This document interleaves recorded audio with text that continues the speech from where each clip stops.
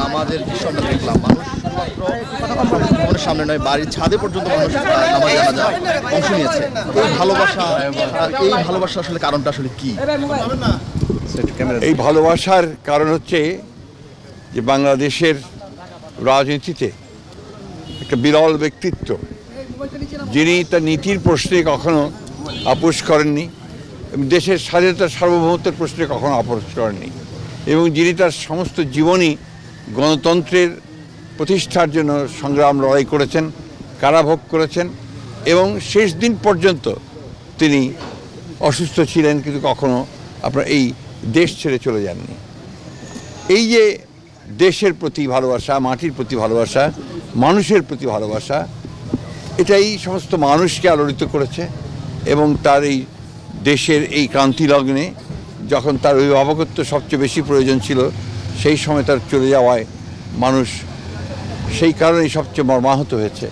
এবং তারা সেই কারণে দেশনেত্রীর নামাজে জানা যায় তার আত্মার মাগফিরাতের জন্য তারা সমবেত হয়েছে, চোখের পানি ফেলেছে এবং অত্যন্ত এই আশা নিয়ে গেছে যে তার এই চলে যাওয়ার মধ্য দিয়ে দেশের মানুষ গণতন্ত্রকে প্রতিষ্ঠার দিকে যে কর্তব্য পালন করা, সেই কর্তব্য তারা পালন করবে এবং আগামী নির্বাচনকে সুষ্ঠু, অবাধ, নিরপেক্ষ করে এই দেশের পক্ষে যে শক্তি আছে বাংলাদেশ জাতীয়তাবাদী দল, সেইটাকে তারা বিজয়ী করবে বলে আমি মনে করি। স্যার, মাননীয় ভারপ্রাপ্ত চেয়ারম্যানের বাবা নেই, মাও নেই, আপনি কেমন আছেন? আপনাদের উপর দায়িত্বটা বেড়ে গেল কিনা?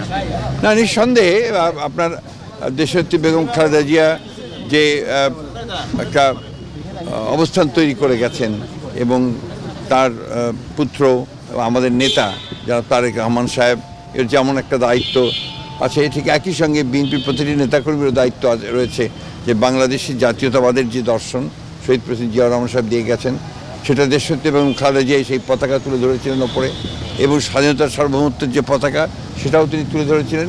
একইভাবে তারেক রহমান সাহেবও সেই পতাকা তুলেই জনগণকে সঙ্গে নিয়ে এই দেশের স্বাধীনতার সার্বভৌমত্বের জন্য তিনি কাজ করবেন, রক্ষা করার জন্য কাজ করবেন, এবং তাকে সুসংগত করবেন এবং গণতন্ত্রকে প্রতিষ্ঠা করবেন, এটাই মানুষের প্রত্যাশা। আগামী নির্বাচনে ম্যাডাম যেহেতু নেই, নির্বাচন তার কোনো প্রভাব পড়বে কিনা বলে মনে করেন?